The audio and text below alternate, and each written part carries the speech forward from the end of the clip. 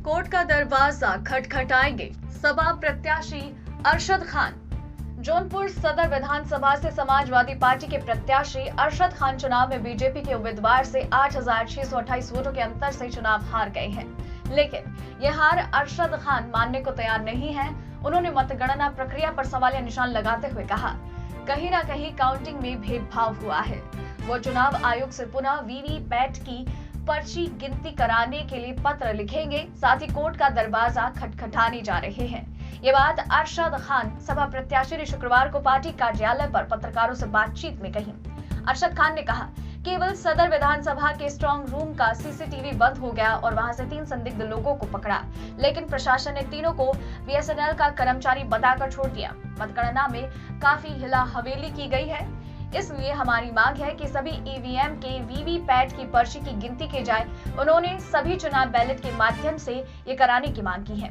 उत्तर प्रदेश से पूर्वांचल से नवभारत समाचार के लिए विवेक सिंह की रिपोर्ट। मैं बता रहा हूं कि आपको हारना पड़ गया। मतगणना में सबसे बड़ी चीज़ ये है कि बहुत सारी मतपेटियों में सील नहीं लगी हुई थी।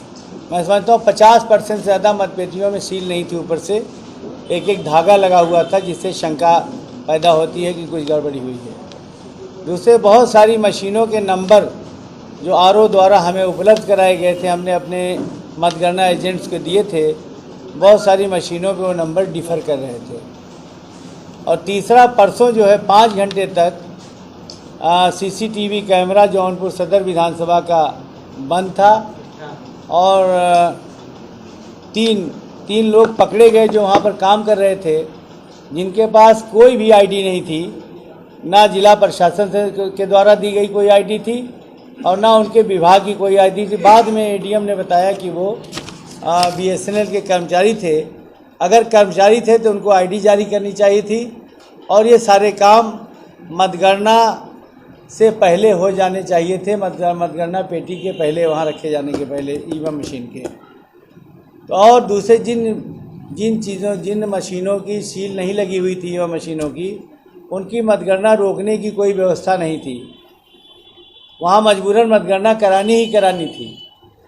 इसलिए हकीकत और बहुत धीमी गति से और मतगणना हो रही थी, रिजल्ट बहुत देर में आउट हो रहे थे, घोषित किए जा रहे थे।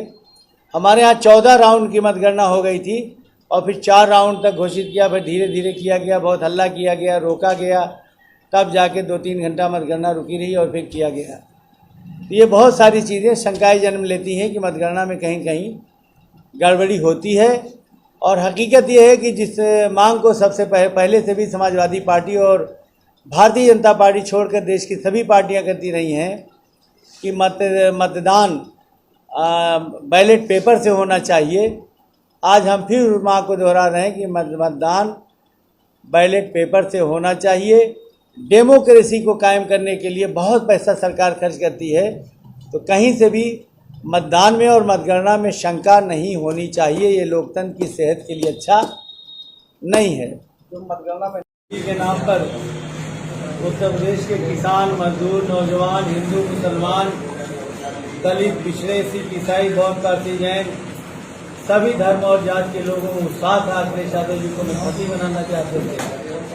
जिस तरह की लहर चल रही थी, उससे हम लोगों को विश्वास था कि समाजवादी पार्टी 300 से ज़्यादा सीटें जीतकर भारी बहुमत से उत्तर प्रदेश में सरकार अखिलेश यादव जी के नेतृत्व में बनाएगी, लेकिन नतीजा अप्रत्याशित रहा और आदरणीय अखिलेश यादव जी के सरकार न बनाने का हम लोगों को बहुत दुख है।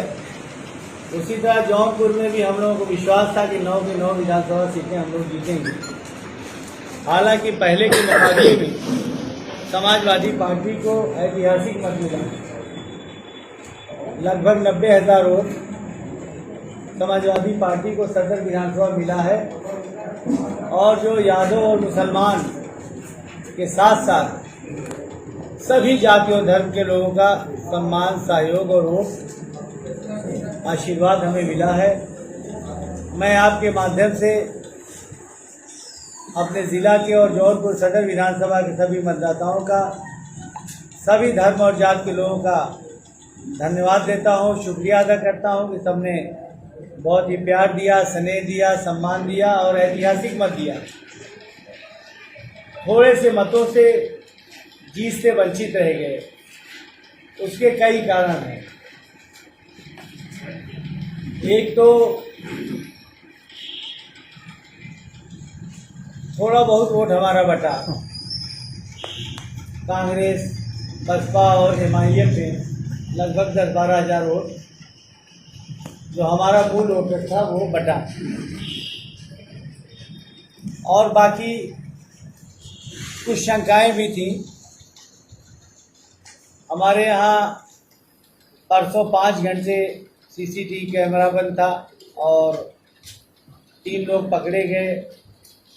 बाद में अधिकारियों ने बताया कि वो बीएसएनएल के कर्मचारी थे। तो ये ज़िला प्रशासन की ड्यूटी थी कि ये सारे काम जब कॉन्ट्रैक्ट मिलते हैं तो पहले ही करा लेना चाहिए। जब सरकार शंका में है और कई जगहों पर ईवीएम मशीनें पकड़ी गई, बैलेट पेपर पकड़े गए, तो शंका और बढ़ी उसकी वजह से। तो वो शंका आज भी कायम है कि मतदान में और मतगणना में कहीं न कहीं गड़बड़ी होती है। और लोग हाँ, हम भारत निर्वाचन आयोग को शिकायत करेंगे, आंदोलन भी करेंगे और ज़रूरत पड़ने पर हम हाई कोर्ट भी जाएंगे। हम अपने राष्ट्रीय अध्यक्ष आदरणीय अखिलेश यादव जी का धन्यवाद देते हैं कि उन्होंने हमें टिकट दिया और जिस भरोसे से उन्होंने टिकट दिया था हमने उसी भरोसे से मजबूती से चुनाव लड़ा और पूरी जिला समाजवादी पार्टी ने, विधानसभा समाजवादी पार्टी ने और सभी कार्यकर्ताओं ने हमारा साथ दिया। उसके लिए हम सबका धन्यवाद देते हैं। और सभी समाज के लोगों ने हमें वोट दिया और अब तक जितना वोट समाजवादी पार्टी को हमेशा मिलता रहा उससे ज़्यादा वोट, लगभग 90,000 वोट हमें ऐतिहासिक वोट मिले हैं। तो इसके लिए हम सभी मतदाताओं का और सभी धर्म जाति के लोगों का, संगठन का, सहयोगियों का और मीडिया के लोगों का, सभी का धन्यवाद देते हैं और अपने राष्ट्रीय अध्यक्ष का धन्यवाद देते हैं कि उन्होंने हमें प्रत्याशी बनाया और हमने उनके विश्वास के अनुसार से चुनाव लड़ने का काम किया।